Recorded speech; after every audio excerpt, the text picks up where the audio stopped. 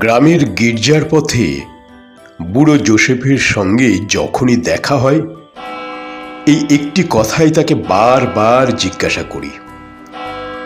আচ্ছা ভাই যোসেফ, গির্জায় তো রোজই ঘন্টা বাজে, কিন্তু প্রভুর পুনরাবির্ভাবের আর কত দেরি?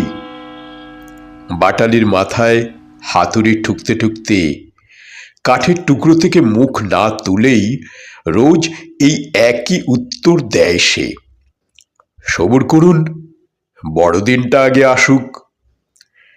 দেখতে দেখতে কঠিন তুষারপাত শুরু হয়। গাছে গাছে সকরুণ পাতা ঝরে, গান ভুলে যায় পাখি, নদীও শিউরে হয়ে যায় এতটুকু। সারা দুনিয়ার ক্যাথিড্রালে ক্যাথিড্রালে প্রভু শুভ আগমন বার্তা সূচিত হতে থাকে।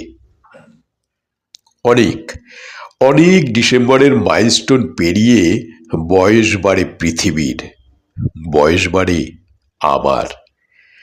কিন্তু গ্রামের বুড়ো যোসেফ অক্ষয় বটের মতোই অবিকল এবং তেমনি অবিচল প্রত্যয়ে সেই একই কথার পুনরাবৃত্তি করে, সবুর করুন, বড়দিনটা আগে আসুক। আজ আর একটা বড়দিন। আজও দেখা হয়েছিল আমার যোসেফের সঙ্গে, কিন্তু আজই বোধহয় পেয়েছি সবচেয়ে সাফ জবাব।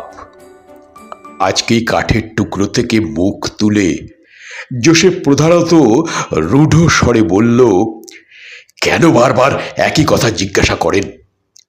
যদিও গোটা পৃথিবী আজ একটা আস্তাবল, তবু যিশু কোথায় আসবেন, আর কেনই বা আসবেন?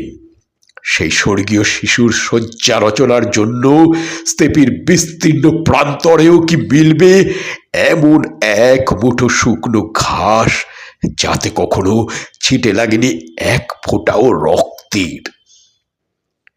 দিন তো কতবারই বড় হলো, সত্যিকারের মানুষের বড় দিন এলো কই? সত্যিকারের মানুষের বড় দিন এলো কই?